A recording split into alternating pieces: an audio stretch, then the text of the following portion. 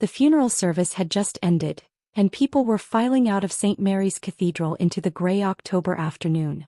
I stood beside Dad's casket, accepting condolences from family and friends, when my Uncle Robert approached me with that familiar smirk I'd grown to despise over the years. "Alexandra," he said in a low voice, placing his hand on my shoulder with fake sympathy. "I need to speak with you privately about your father's affairs." I followed him to a quiet corner of the church, where my cousins Bradley and Jennifer were waiting with their lawyer, a thin man named Harrison Webb. Uncle Robert cleared his throat and glanced around to make sure no one else could hear. "Alexandra, I know this is difficult timing, but we need to discuss the will. Your father made some significant changes in his final months." "What kind of changes?" I asked, though I already suspected what was coming. I'd noticed the family meetings I wasn't invited to, the hushed conversations that stopped when I entered rooms. "Well," Robert continued, his voice taking on a patronizing tone, "your father was very concerned about your lifestyle choices. The fact that you're still unmarried at 32, no children, living in that small apartment downtown, working at some little nonprofit organization. He felt," Jennifer added with false concern, "that you weren't ready for the responsibility of managing substantial family assets. You know how practical Uncle William always was about business matters." Bradley nodded solemnly. "Dad and I spent a lot of time talking with Uncle William about this. We tried to explain that managing a multi-million-dollar estate requires real business experience, not just good intentions." The lawyer stepped forward with a manila folder. "Ms. Harrison, I'm afraid the will explicitly excludes you from the estate. All assets, the house on Elm Street, Harrison Manufacturing, the investment portfolio, even the family cabin in Colorado, everything transfers to your cousins. Your father felt they were better equipped to handle the family legacy." Webb opened the folder and showed me a document with Dad's signature. "As you can see, this will was executed 3 months ago, witnessed and notarized according to state law. Your father was very clear about his intentions." I stared at the document, recognizing Dad's handwriting but noting how weak and shaky his signature looked. 3 months ago he'd been heavily medicated for pain, barely able to stay awake for more than a few hours at a time. "I see," I said quietly. "And when exactly was this will prepared?" "July 15th, Webb replied. "Your father called my office and requested an emergency appointment. He said he'd been thinking about family responsibilities and wanted to make changes." Uncle Robert put on his most sympathetic expression. "Alexandra, I know this is hard to hear, especially today, but your father wanted what was best for the family business. Bradley has his MBA from Northwestern. Jennifer has her finance degree from University of Chicago. They understand complex business operations in a way that working at a children's charity simply doesn't prepare you for." "We're not trying to be cruel," Jennifer added. "It's just that managing a $50 million estate requires sophisticated financial knowledge. Uncle William was worried that without proper business training, the assets could be mismanaged or lost entirely." Bradley stepped forward condescendingly. "Alexandra, we want you to know that we'll take care of you. Once we get everything settled, we can set up a small trust fund for you. Maybe $50,000 to help with your living expenses. After all," Uncle Robert continued, "family takes care of family. We're not going to leave you with nothing. But the bulk of the estate needs to be managed by people who understand business, investments, corporate strategy." I nodded sadly and pulled out my phone. "If you'll excuse me for just one moment, I need to make a quick call." I stepped a few feet away and dialed a number I knew by heart. "Hello, Marcus? Yes, it's Alexandra. I need you to execute Protocol 7 immediately." I paused, glancing back at my family members. "Transfer all assets from the Harrison Family Trust to the Alexandra Harrison Charitable Foundation." "Yes, all of them. The full $180 million. I could hear Marcus typing on his computer. "Are you sure about this, Ms. Harrison? Once I execute this transfer, it's irreversible." "I'm absolutely certain. My father always said the money should go where it can do the most good." "Understood. The transaction is complete." When I turned back around, my uncle's face had gone completely white. "What did you just do?" Robert whispered. "I transferred Dad's assets to my charitable foundation," I replied calmly.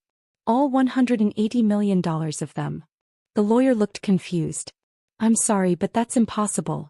The assets belong to the estate, and according to the will, According to the will, I interrupted, the assets that Dad owned at the time of his death go to Bradley and Jennifer. But Dad didn't own any assets when he died. Bradley's face was turning red. What are you talking about? Of course he owned assets. The business alone is worth $50 million. I smiled for the first time since Dad's diagnosis. 5 years ago, Dad transferred everything, the house, the business, all his investments into the Harrison Family Trust. I'm the sole trustee and beneficiary of that trust. Uncle Robert was starting to understand and the color was draining from his face. That's impossible. William would have told us. Why would he tell you? It was a private estate planning decision between a father and his daughter. I pulled out a document from my purse, the trust agreement I'd been carrying since Dad's death. Harrison Family Trust, established January 15, 2019. Sole trustee and beneficiary, Alexandra Harrison. Total assets, $180 million as of this morning. Webb grabbed the document and started reading frantically. This is legitimate, he stammered. Notarized, witnessed, properly executed. But the will. Bradley started. The will leaves you everything that Dad owned at the time of his death, I explained. Unfortunately for you, that amounts to about $3,000 in his personal checking account and his 1998 Honda Civic. Uncle Robert was shaking now. Alexandra, you can't do this. That money belongs to the family. You're right, I agreed. It belongs to family. It belongs to the daughter who spent every weekend for the past 5 years helping Dad with the business. The daughter who moved back home when he got sick. The daughter who held his hand every night in the hospital for the past 3 months. But we're family too. Jennifer protested. Really? When was the last time any of you visited Dad? Before today, I mean. The silence stretched uncomfortably long. I'll tell you when, I continued. Bradley, you last saw Dad at Christmas, where you spent the entire dinner talking about your new BMW. Jennifer, you last visited in March when you needed him to co-sign a loan for your condo. And Uncle Robert, you last spoke to Dad 6 months ago when you called asking if he'd invest in your friend's restaurant.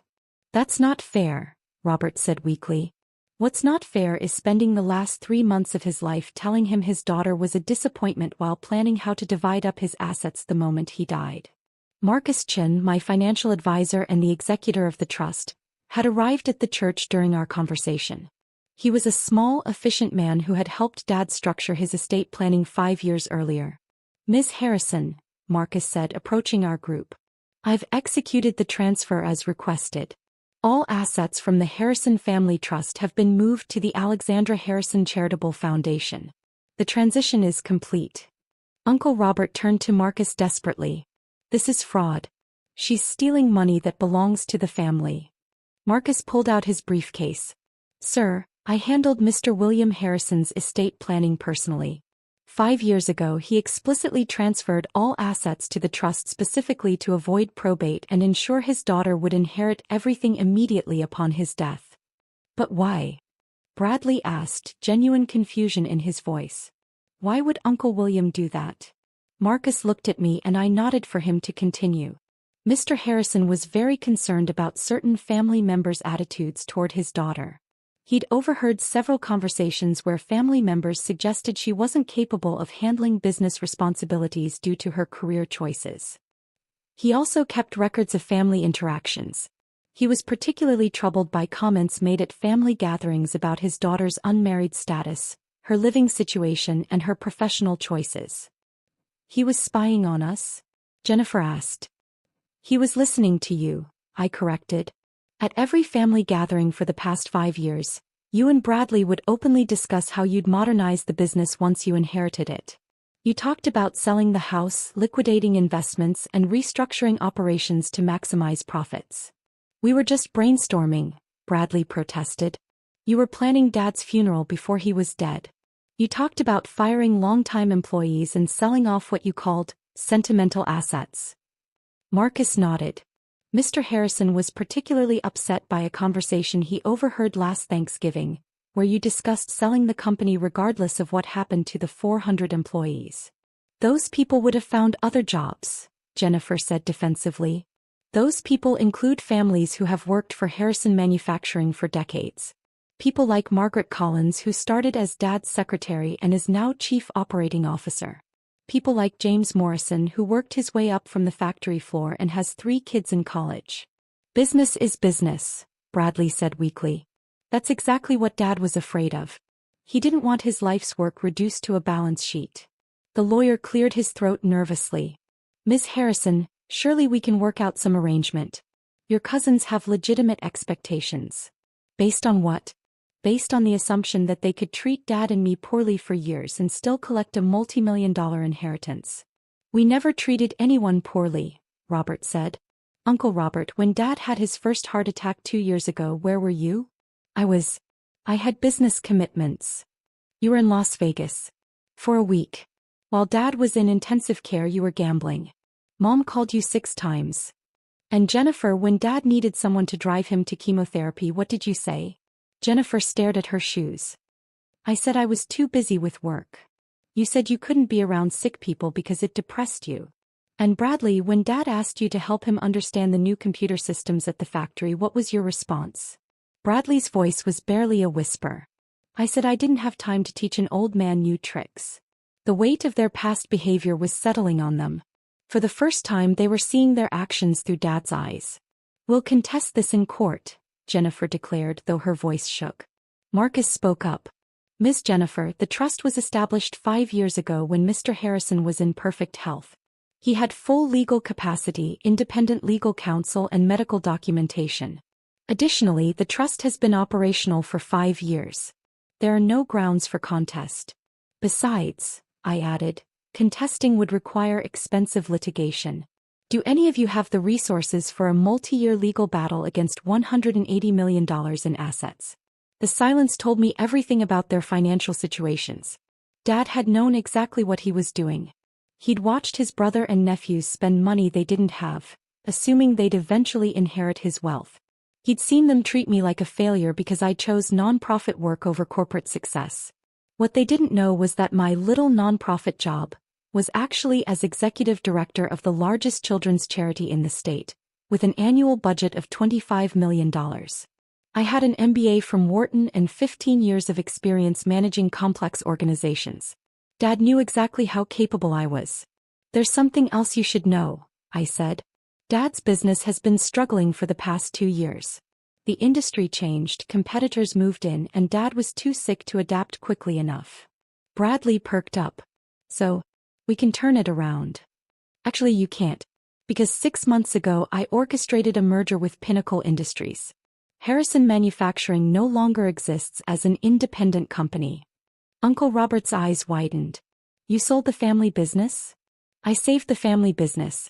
Dad was looking at bankruptcy within 18 months. The merger preserved 350 of the 400 jobs and generated $30 million in cash, which is now part of the trust assets. Marcus nodded.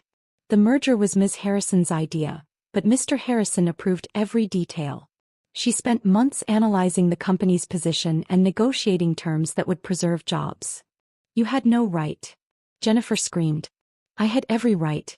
As trustee, I'm responsible for preserving assets. Dad asked me to handle the merger because he was too weak to manage it himself. So let me understand, the lawyer said slowly. The business that was supposedly being left to your cousins was actually sold 6 months ago? Merged. And yes, the proceeds are part of the trust assets that have now been transferred to my foundation. Bradley was starting to understand. So we get nothing? You get exactly what Dad wanted you to have. The same consideration you showed him. Uncle Robert made one last desperate attempt. Alexandra, be reasonable. We're family. Surely there's something we can work out. I looked at these people who had spent years treating me like a disappointment, who had excluded me from family discussions, who had planned Dad's estate while he was still alive. You're right. We are family. And family should look out for each other. Hope flickered in their eyes. That's why I'm offering each of you a job at the Alexandra Harrison Charitable Foundation. Entry-level positions. Bradley, you can work in accounting. Jennifer, we have an opening in donor relations. The pay is $35,000 per year to start. The horror on their faces was almost comical. You're offering us jobs? Jennifer sputtered. We have graduate degrees. And now you'll have the opportunity to use them in meaningful work helping disadvantaged children. Dad always said that true success comes from service to others. This is ridiculous, Bradley said. We're not going to work for you. That's your choice. But those job offers represent the only inheritance you'll be receiving from Dad's estate. Marcus checked his watch. Miss Harrison, we should head to the reception. People are expecting you. I turned to leave, then stopped. By the way, the house on Elm Street? Dad transferred that to the trust 3 years ago. Uncle Robert, you have 30 days to find new arrangements. Uncle Robert had been living rent-free in Dad's house for 2 years. You can't throw us out, he protested. You're welcome to apply to rent the property at market rate, which is $4,500 per month. As Marcus and I walked toward the reception, I could hear them arguing frantically behind us. You handled that well, Marcus said quietly. Your father would be proud. I hope so. I've been dreading this conversation for months. He knew they'd react this way. That's why he wanted the trust structured to protect you from challenges. The reception was being held at the Riverside Country Club, which Dad had also quietly transferred to the trust. As I moved through the crowd, accepting condolences and sharing memories, I reflected on the conversation that had started all of this 5 years ago. Dad had called me into his office and closed the door. Alexandra, I need to ask you something important. Do you want to inherit my business and assets? I'd been surprised by the directness. Dad, I hope you're planning to be around for a long time. I am, but I'm also a realist. I'm 68, I've had 2 heart attacks, and I need to plan for the future. So I'm asking, do you want to be responsible for everything I've built? I'd thought about it seriously. I'd be honored. It won't be easy. The business needs someone smart and dedicated to guide it through changing times. My brother and his kids think it's just a money machine, but it's 400 people's livelihoods. I understand the responsibility. And there's something else. If I leave everything to you in a traditional will, they'll contest it. They'll claim you manipulated me, or that I wasn't in my right mind, or that you're not capable because you work in nonprofit. So what do you suggest? We set up a trust. Transfer everything now, while I'm healthy and sharp. You become the trustee and beneficiary. When I die, there's nothing to contest because you'll already own everything. Dad, are you sure? That's a lot of trust to place in someone. He'd smiled. Alexandra, you're the only person in this family who never asked me for money. You're the only one who chose a career based on helping others. You're the only one who visits me because you want to spend time with me, not because you need something. But Uncle Robert and the cousins will inherit exactly what they deserve based on how they've treated me and this family. Now, 5 years later, Dad's plan had worked perfectly. The trust had protected his assets, ensured his wishes were carried out, and prevented the family fighting that would have destroyed everything he'd built. 3 hours later, as the reception was winding down, Uncle Robert approached me one final time. Alexandra, I want to apologize for how we handled things today. We were upset and said things we didn't mean. I appreciate that, Uncle Robert. I've been thinking about your job offer. Maybe it would be good for Bradley and Jennifer to learn about charitable work. I smiled. The positions are still available if they're genuinely interested. And the house on Elm Street, perhaps we could work out some arrangement? Market rate rent, 1-year lease, first and last month due at signing. If you're interested, have your attorney contact Marcus. Robert nodded reluctantly. I suppose we don't have much choice. Uncle Robert, you always have choices. Dad made his choices based on how people treated him. I'm making mine the same way. 6 months later, the transformation had been remarkable. Bradley had taken the accounting position and discovered a genuine aptitude for nonprofit financial management. Jennifer had started reluctantly in donor relations but gradually began to understand the satisfaction that comes from connecting donors with meaningful causes. Uncle Robert had surprised everyone by approaching the facilities management position with unexpected diligence. Perhaps because he'd finally found work that produced tangible results, he'd discovered a sense of purpose that had been missing. None of them had become wealthy from Dad's death, but they'd all learned something more valuable, that true worth comes from what you contribute, not what you inherit. They'd learned that success isn't measured only in dollars, but in the positive impact you have on other people's lives. Dad would have been proud of that lesson too. In fact, as I read through his private journals after the funeral, I discovered that teaching that lesson had been part of his plan all along. He'd known that forcing them to work for their money would either reveal their true character or help them develop better character. Either way, his legacy would continue in the form of a charitable foundation that would help thousands of children, managed by family members who had finally learned the difference between earning respect and demanding it. The Harrison name would live on, but now it would be associated with service and generosity, exactly the legacy Dad had always hoped to leave behind.